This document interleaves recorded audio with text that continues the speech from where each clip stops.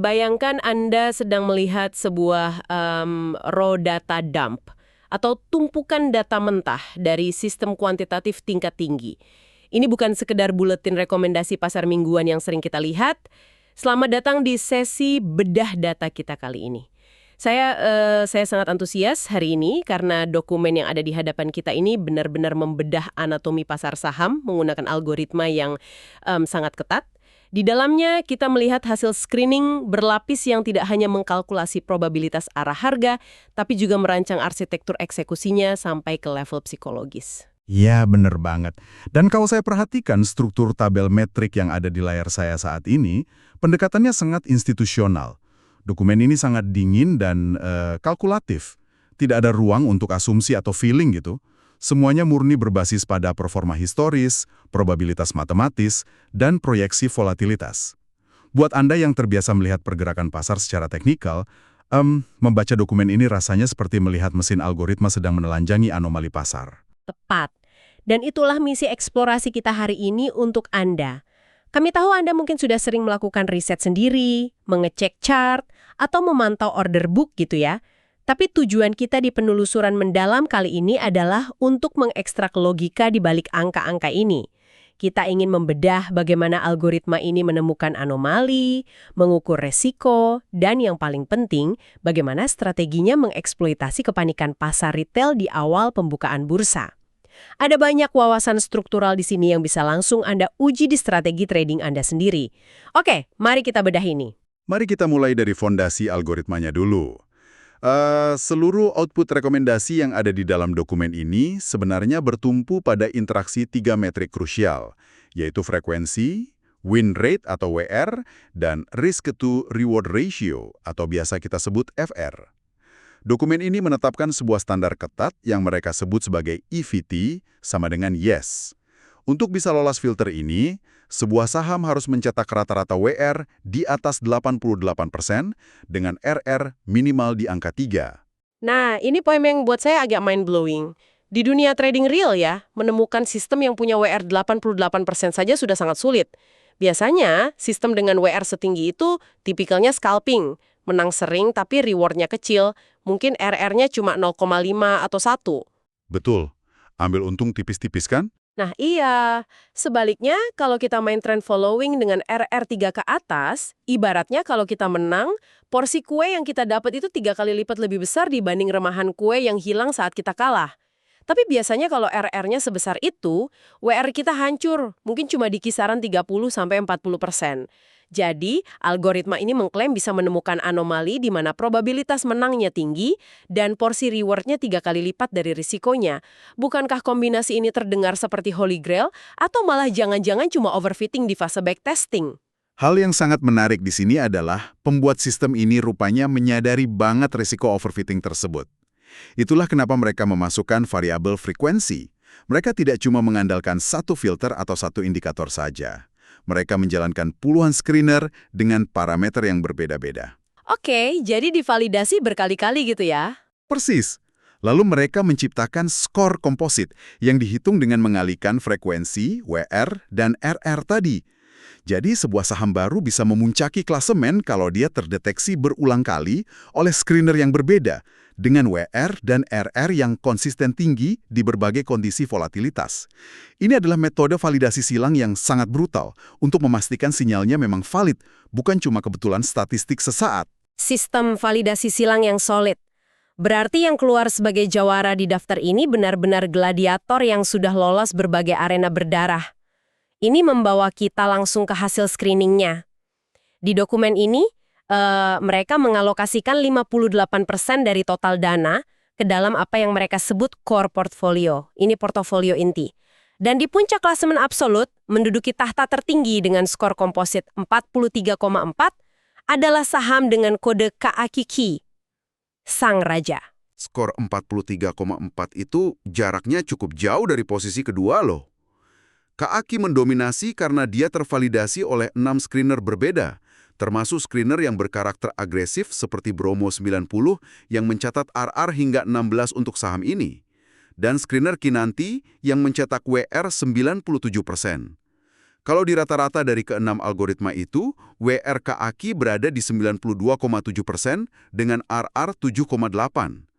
Dengan profil risiko asimetris sebaik ini, wajar jika sistem merekomendasikan alokasi maksimal sebesar 12% dari total modal ke satu saham ini saja. Secara statistik, Kak-Aki adalah jangkar likuiditas portofolio Anda. Sangat agresif tapi terukur ya, 12% untuk satu aset. Tapi yang menarik perhatian saya justru posisi kedua di core portfolio ini, yaitu saham IFSA.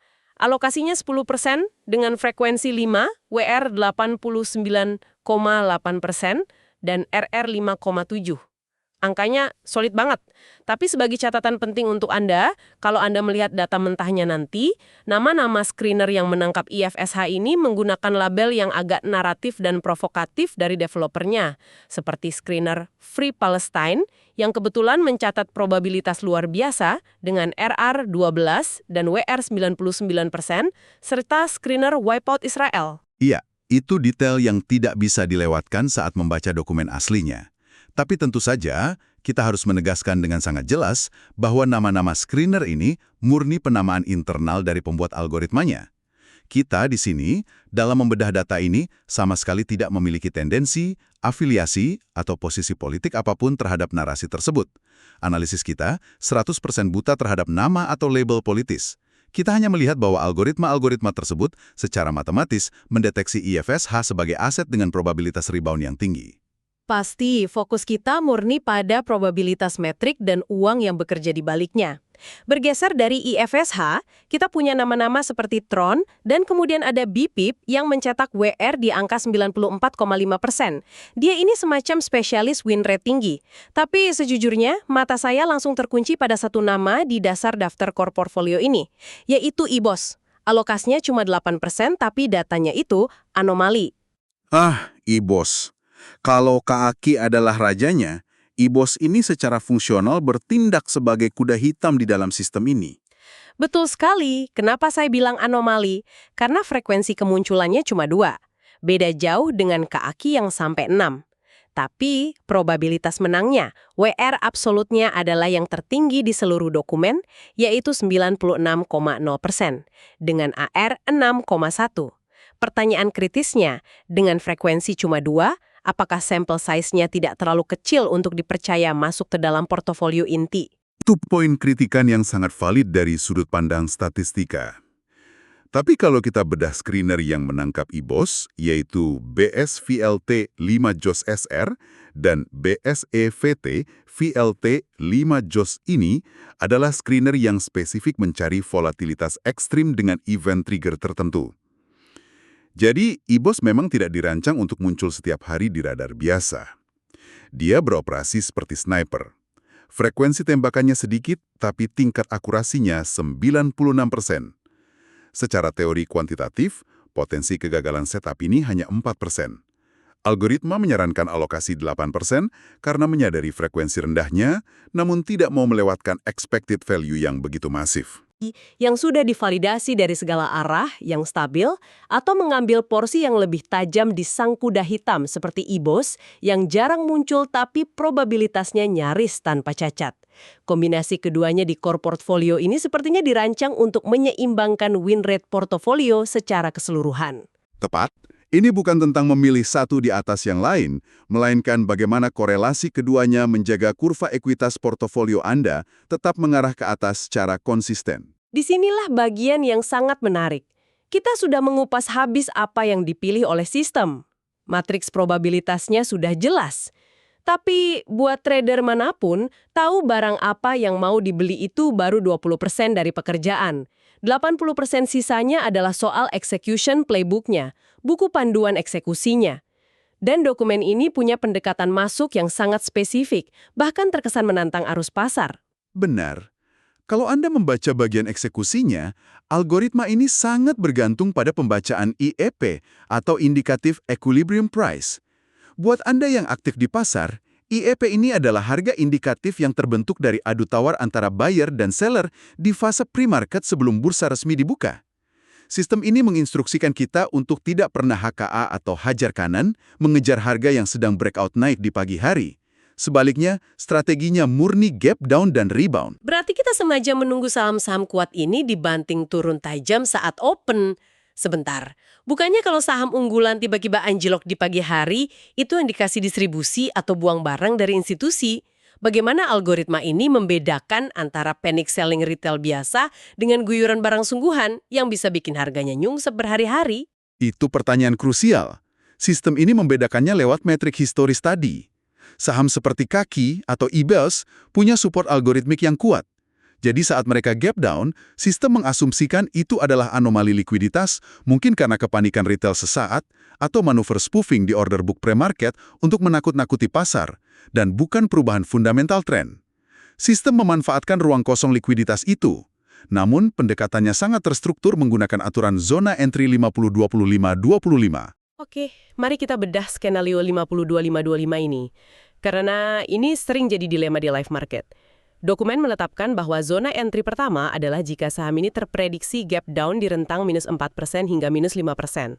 Di titik itu, kita diinstruksikan untuk menggunakan 50% dari alokasi dana kita.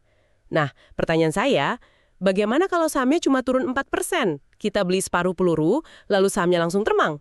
Kita kan cuma punya 50% barang, ketinggalan kereta dong. FOMO, fear of missing out. Itulah yang membunuh lebih banyak trader daripada pasar itu sendiri. Algoritma ini dirancang justru untuk membunuh FOMO tersebut. Jika Anda hanya tereksekusi 50% dan harga terbang, Anda tetap profit dengan modal yang terpakai. Selesai. Sistem ini tidak peduli dengan uang yang seharusnya Anda dapatkan. Sistem ini peduli pada ketahanan modal jika skenario terburuk terjadi. Karena jika pasar ternyata sangat panik dan harga longsor ke minus 7%, Anda memiliki peluru 25% kedua untuk melakukan averaging down yang presisi. Dan peluru 25% terakhir disiapkan di level minus 9%, yang secara statistik dikalkulasi sebagai level support ekstrim harian sebelum terjadi pantulan teknikal. Sangat rasional.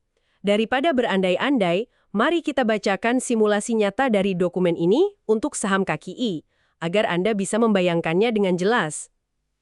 Mari kita asumsikan harga penutupan KKI kemarin, atau PREV, ada di level 118.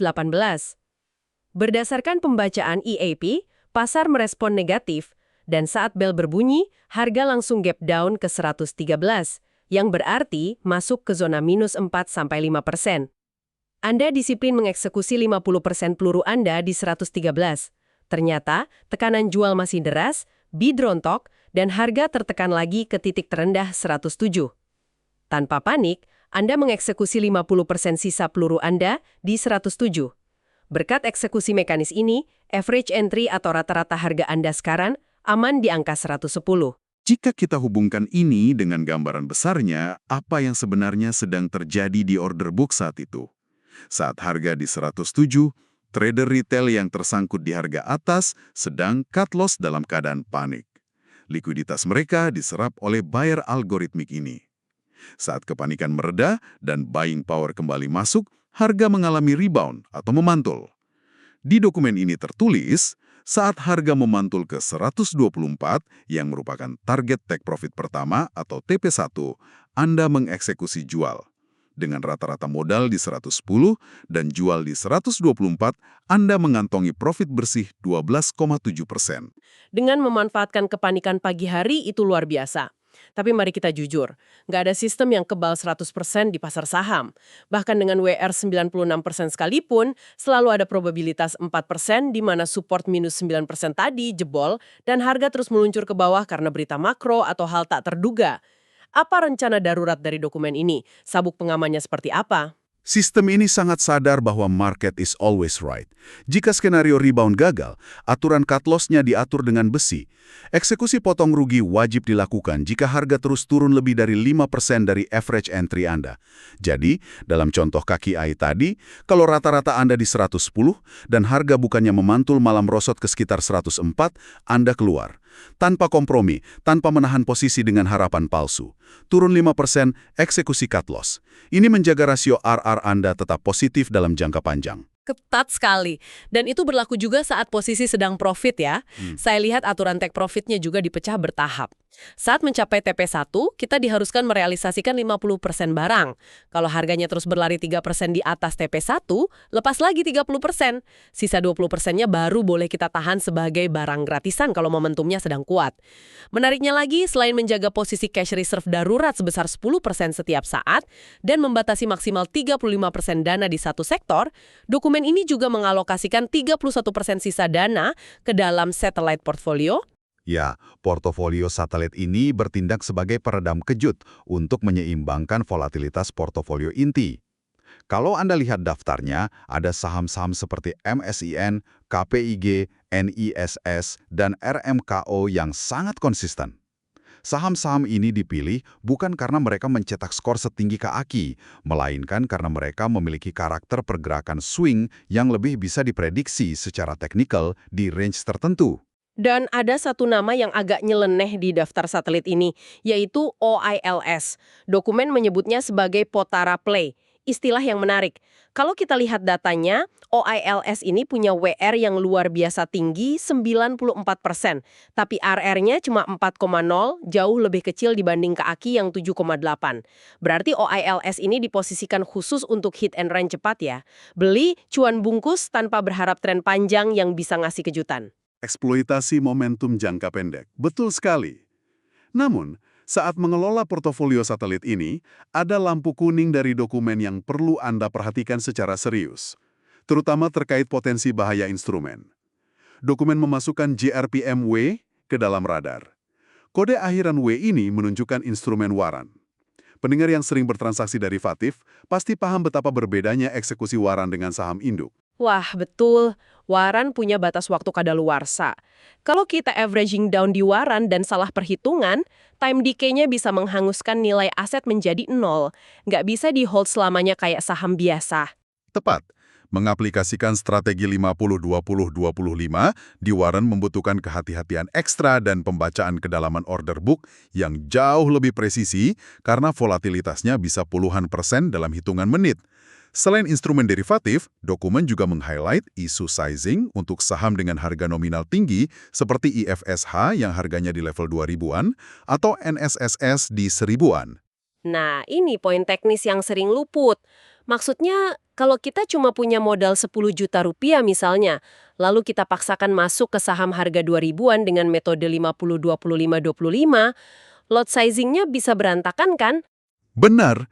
Kalau fraksi harga dan jumlah lot tidak memungkinkan Anda membagi peluru secara presisi menjadi 50%, lalu 25%, dan 25%, sistem perlindungan modal Anda akan rusak. Bisa-bisa peluru Anda sudah habis sebelum harga menyentuh level minus 9% karena Anda terpaksa membulatkan pembelian lot ke atas. Karena itu, menghitung posisi sizing sebelum market open sama pentingnya dengan mengetahui arah tren harga. Sumpah, ini detail eksekusi yang sangat memisahkan antara trader retail amatir dengan kelas institusional. Jadi, apa arti dari semua ini? Kalau kita ambil jarak dan melihat seluruh sistem operasi yang ada di dalam dokumen setebal ini, buat saya semuanya mengerucut pada kedisiplinan dan penghilangan emosi manusiawi. Dokumen ini bukan soal rekomendasi asal tebak masa depan. Ini adalah sistem logis pengenalan pola.